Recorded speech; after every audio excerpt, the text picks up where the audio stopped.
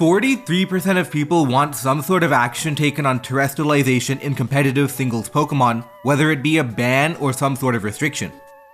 That number goes up to 62% when you only ask people who are top 250 on the ladder. VGC, the official competitive doubles format, has announced open team sheets where every player will have access to their opponent's team, including their Tera types. We don't know the exact intent of that decision, but it does have the effect of nerfing terastalization. Terastalization is the elephant in the room and is probably the most controversial mechanic yet. It's the defining mechanic of Generation 9, and it's not as overtly overpowered as Dynamax from Generation 8, but it's also more threatening than Mega Pokemon and Z moves. Should it be banned in competitive singles Pokemon? Ask 100 people and you'll get 100 different opinions. There's also a lot of nuance because it is a generational mechanic. There are many complexities about terastalization, and I'm going to talk about all of it. But before that, this video is made possible by our sponsor. This video is sponsored by Raid Shadow Legends. Raid Shadow Legends is an action-packed mobile game with the qualities of a blockbuster movie and a real AAA game. I love battling, and here are my top 3 champions to collect and use. Number 3 is Vlad the Nightborn because of his ability to drain health. Number 2 is Lydia the Death Siren, who is great at debuffing the enemy and setting up combos. And finally at number 1, I love all the fire champions. Raid's also got a new update with a brand new dungeon, new champions and holiday champions, and the introduction of Artifact Ascension. There's also a new champion based on Ronda Rousey who you can get for free if you play Raid 7 days in a row between now and February 20th. They're even giving a promo code for goodies called Raid Ronda. That includes a 3-day 100% EXP boost, 500k silver, and 5 full energy refills. If you're an Amazon Prime member, you can get exclusive rewards too. If you're new to Raid, click my link in the description or scan my QR code for unique bonuses worth $30. That's a free epic champion Aina, 200k silver, 1 energy refill, 1 XP boost, and 1 ancient shard as soon as you get in the game. So why wait? Download Raid today. First of all, what is terastalization? Every Pokemon has a Tera type that you can decide before a battle. Once per game, you can terastalize with a Pokemon. That Pokemon then changes their type to the terastalized type, but they retain offensive stab on the old types. If their Tera type matches their existing type already, they instead get an additional stab boost to make it 2 times instead of 1.5 times. To clarify, defensively you lose all your existing typing and change to the single Tera type you have, but offensively it's like you're gaining a stab. Also, all Pokemon get access to Tera Blast, an 80 base power move that changes to your Tera type when you're terastalized and is either physical or special depending on your attack and special attack stat. Terastalization can be used in a number of ways. The most straightforward way is to power up your existing stab moves. What's stronger than a choice-banded huge power Azumarill Aqua Jet? The same Azumarill but with Tera Water to make that stab boost 2 times instead of 1.5. We've even seen Pokemon like Floatzel, who has traditionally been pretty bad, use Tera Water Wave Crash on rain teams to do big damage. Second, you can terastalize to change your offensive type. For example, Quiver Dance Volcarona can terastalize into a Grass-type Pokemon and use Giga Drain. With Tera Grass, if somebody tried to use a Water-type Pokemon to beat the Fire-type Volcarona, the tables would turn and Volcarona would now beat that Water-type Pokemon. Third, an offensive Pokemon can change their type for defensive reasons. Bulk Up Annihilate often uses an unrelated Tera type in Water or Fairy. Despite not using a Water-type move too often, Water is a good defensive type overall. With an unrelated Tera type, Annihilate can remove its fighting type to avoid getting 1-hit KO'd by faster Psychic-type Pokemon, and then 1-hit KO back with Rage Fist. Finally, defensive Pokemon can terastalize too. If you're fighting a terrifying offensive Pokemon, you can terastalize a Pokemon defensively to try and take it on. For example, Rotom Wash can terastalize into a Fairy type to protect itself from the powerful Garchomp. Fairy would stop Dragon-type attacks and Levitate would stop Ground-type attacks. Terastalization can be used to flip a game on its head. For example, Dragon Dance Dragonite is a powerful sweeper and taking it on can be tough. Tera Fire makes it even tougher because it can remove its Ice and Fairy weakness. Say you have a Pokemon that knows Hydro Pump and Ice Beam. Which move do you use versus a Dragonite that can Tera Fire? Another fun option is Tera Flying Roaring Moon. It can use the consumable item Booster Energy to boost its attack, and then use Tera Flying Acrobatics. Espatra, a powerful Calm Mind Speed Boost sweeper, can turn into a fairy or fighting type Pokemon and destroy the dark types who try to beat the original psychic typing. While some Terra types are better than others, during team building every Pokemon has several reasonable Terastalization options, and in-game any of your 6 Pokemon can Terastalize. Overall, Terastalization adds a ton of options per team. But before we take a look at banning Terastalization, at the very basic level, why do communities ban stuff? This isn't Pokemon specific. Plenty of games from Yu-Gi-Oh! To Smash ban elements of the game. What do people gain? Why does the community agree to ban stuff? Are they too stubborn to understand a changing metagame? Are they too stupid to adapt? Ultimately, it comes down to the very subjective interpretation of having fun. People want to play a game where they have fun and the best players win the most often. That is the definition of competitive. That means different things to different people, and you will not get a unified answer on what makes something worthy of being banned. Perspective is very important. The goals of someone playing a game and messing around are very different from the goals of someone grinding to number 1. Even amongst people who do have the same goals, people have different philosophies, motives, and ideas. One reason to ban something is over-centralization. Some strategies are just completely dominating and the game stops being fun because it's only worth it to bring that strategy. Without banning something, on paper you have more options, but in practice you have less options because very few ideas can be used viably because you need to account for the overpowered Pokemon. It isn't very fun. Again, fun is completely subjective, but I think generally people would agree that more practical options is good. Over-centralization is one of the reasons why something would get banned. The other reason is subjective too, but it's about variance. It's not very fun to play a game where more is outside your hands than in. Pokemon is inherently a luck-based game, nobody is denying that, but the effects can be minimized. For example, one-hit KO moves are banned not because they're incredible strategies, but because it's not fun to play games out of your control. There are very few ways to literally stop a one-hit KO move, and it's just rolling a 30% chance each time. Either you get it or you don't. Is it overpowered and dominating? No. But when you do fight it, you know that you can do the best to maximize your odds, but after that, it's pure probability. A lot of people vote to ban these pure probability strategies like Double Team or Guillotine because they don't add anything besides a luck-only strategy. Again, perspective matters. If you're playing a game every once in a while and lose to sheer cold spam, it's funny and you probably laugh it off. But if you're trying to grind to number 1 and every once in a while you're gonna play a game that you have little control over, it's not fun. Broadly speaking, those are the 2 reasons to ban something: over-centralization and high variance. Coming back to competitive play, and I promise this is important, there's, I'd say, 3 sources of error, 3 ways to make mistakes to lose games. Number 1 is logical errors. If your decision A leads to B, you're calculating those outcomes and seeing if it puts you on a path to win the game. But if you're logically incorrect and A doesn't lead to B, that can lose you the game. This is also known as skill issue. People get better at this stuff with practice and familiarity with the game. You become better calculators and decision makers over time. It's why people who are good at one tier are often good at any tier. Once you have those logical foundations in place, you can play any format well. Knowledge is also associated with critical thinking. If you've been in a situation many times before, you have a better feel for the strategies, ideas, and resources that can be used. Logical errors are 100% in control of the player and involve managing decisions, probabilities, and accounting for information that they know and information that they know that they do not know. Number 2 is knowledge errors. You may have the perfect logic that A does in fact lead to B, but what if A isn't actually true? Garbage in leads to garbage out, and even if you have the right logic, if it's built off the wrong assumptions, it'll lead to the wrong decisions. This manifests itself in 2 forms. One is meta knowledge, and you build that through playing the game. It's hard to make good decisions unless you know the common Pokemon, movesets, ideas, etc. To make a decision about how to fight Golden Go, you have to know that its main movesets are Choice Scarf and Air Balloon, and then you have to know why those are the main movesets so you can understand the underlying idea behind how and why they're used. It also shows itself in the form of hidden movesets and surprise factor. You may make a calculation that your Flamethrower will one-hit KO that King Gambit, but what if your opponent has specifically enough EVs to make sure they live the hit and knock you out instead? Knowledge and the manipulation of knowledge are deadly tactics to use in a game.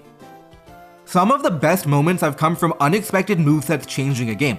People work hard to create new teams with new ideas that give you the knowledge edge in a game. A lot of knowledge does come from skill. The more games you play, the more knowledge you have. You're able to identify patterns in team structures, and intuitively you can connect the dots and make educated guesses to figure out what movesets and items your opponent might have. Knowledge management is an important part of the game, and creating situations that manage both the known and the possibilities of the unknown are integral. However, even if you squeeze out every drop of information you can through skill and context, there is fundamentally stuff you can't possibly know. You can't open up your opponent's team and figure out every last detail. If you're in a situation where you have to make a decision and you don't have complete knowledge, sometimes that decision is going to be wrong. Number 3 is variance. You can have two players who have the knowledge and understand the game state and the logical implications of what can happen. Then it purely becomes a situation of predictions. Who can make the right read? For example, say you have a Qianpao with Crunch and Sacred Sword versus a King Gambit. It's very common for King Gambit to use a Terra Ghost to escape the fighting type weakness, and let's say that you know for sure they have Terra Ghost. As Qianpao, to decide between using Crunch and Sacred Sword is purely variance if both players understand the situation. Any logic to pick one or the other is circular. I wouldn't call someone a better player if they got that predict right. It's equivalent to a coin flip. During actual games, you rarely get a situation so perfect as a coin flip, and there are often complicating variables, but that's the general idea.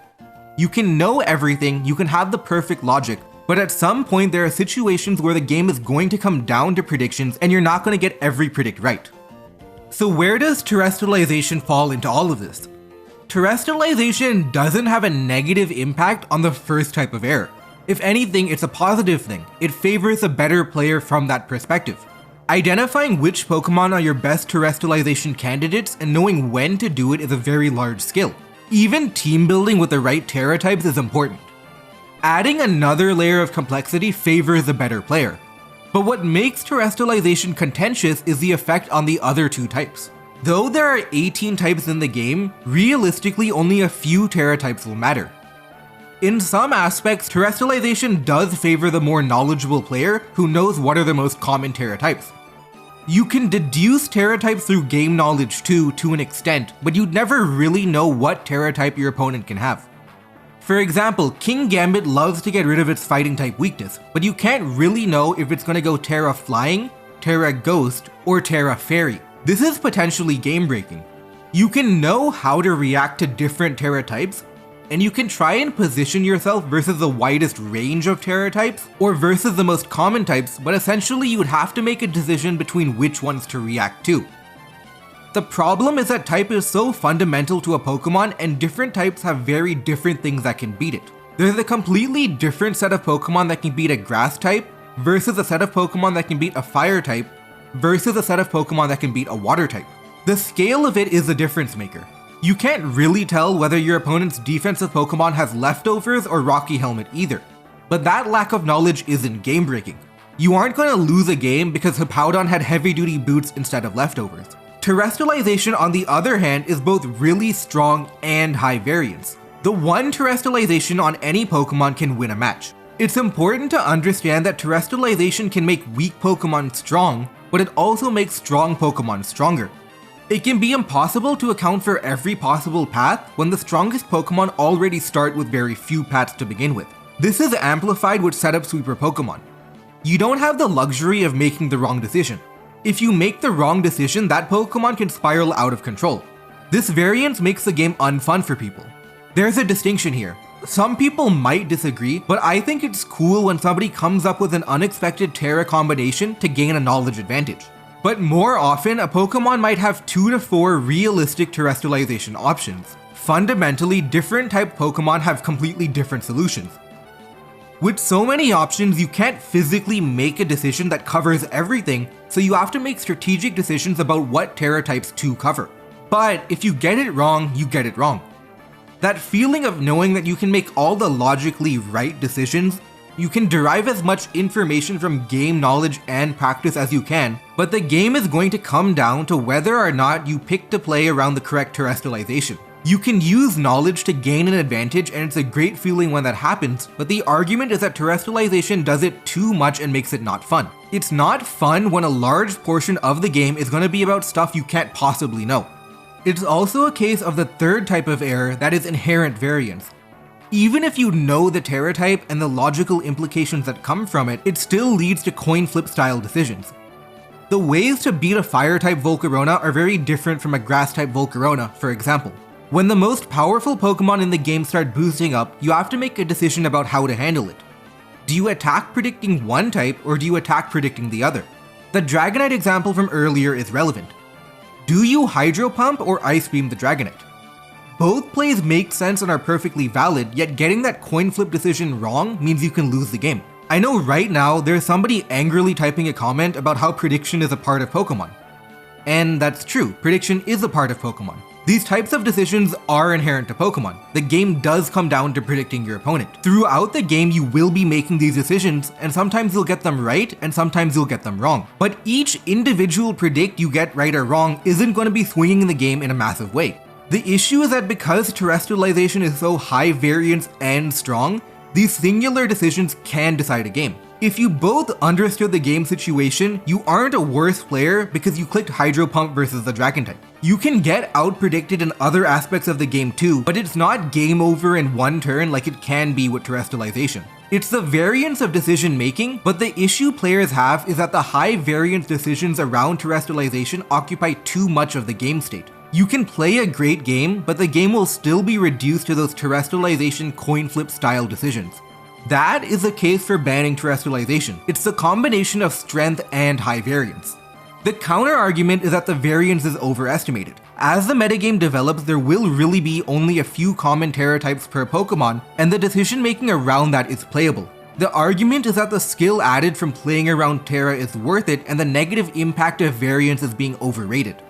However, there is also a more philosophical debate about how much you should stay with the actual game. Is it really Pokemon if you ban the generation's defining mechanic? Terastalization is Generation 9's thing, just like Z-moves in Gen 7 and Dynamax in Gen 8. On one hand, you have the idea that the metagame should be as close to how Game Freak intended. On the other hand, you have the opinion that if you're trying to balance the game competitively, it doesn't matter how culturally significant something is. If it's broken, get rid of it. Terastalization being a generational mechanic is irrelevant. From my anecdotal experience, most people lie in the middle. They're not opposed to banning something generational, but only if it really needs to be banned. Most people hold it to a higher standard than just banning an ordinary Pokemon, but they still don't mind it happening. Dynamax is the best example. Doubling your HP and supercharging every move was broken, and people didn't really have an issue with it getting banned. But this paragraph actually creates more questions than answers. Who is they? The two words "who cares" is very meaningful here. Who are the stakeholders that decisions should be made around? Should it be made for the top tournament players, or should it be for anyone who uses Smogon, or should it be anyone in general? Should you care about the optics? How much should Smogon cater to the newer community? Internet discourse has a lot of people with varying levels of interest in Smogon and understanding of what's happening. It's not uncommon to hear people say stuff like, "I've never played competitive before, but," and then they go into a multi-line or even multi-paragraph explanation of their opinion. Do these people matter? For example, moderators in the community have cited alienation of new players with respect to banning terastalization. Even right now, there are two separate discussion threads on the Smogon forums, one open to everyone, and apparently people are invoking Martin Luther King over there, and another one that's curated and only open to people who are known users of Smogon. The discourse in each place is wildly different. It speaks a little bit to the dichotomy of the player base. A majority of top players think it needs to be banned in some way, and anecdotally, almost everyone I know thinks it needs to be restricted in some way too. However, as you get more and more casual, you'll have more players who think it shouldn't be banned. My personal theory is that as a more casual player, you don't feel the effects of terastalization because most games will have a lot of Type 1 errors, and most times you're probably losing because of your own mistakes, not because terastalization was too high variance. But as you reach higher and higher playing levels, people are making less and less logical mistakes, and it becomes more clear how much variance terastalization is creating. Also, more simply, people who are stronger players are generally more invested into the scene and care more about balancing the game than a casual player. They'd care more about their game being balanced than keeping the generational mechanic. The vote in question is a public vote where anyone can vote on the fate of Terastalization, assuming that they can clear the ladder score requirements. These ladder score requirements filter out players who don't know what they're doing and are, according to me, easily obtainable for anyone who's above average in skill. That appears to be the current definition of they. But even after all of that, there's still a question of how exactly to tackle Terastalization. First of all, should action be taken? If it should it be completely banned or restricted in some way? The current procedure is a two-part vote. First, there's going to be a vote on whether or not any action should be taken. Then, if there's a majority who agree that action should be taken, there's going to be ranked choice voting to see which option people prefer, out of the several ways to restrict it and the option to ban it entirely. My personal take is that I think what's going to happen is that it's going to get restricted in some way at first, but over time people are going to realize it's still a problem and it will get banned completely eventually. I do think though that people will want to give it a shot at first, but I don't think it will last. Let me know your thoughts about it down below, or better yet, participate in the vote, that way your opinion actually gets heard.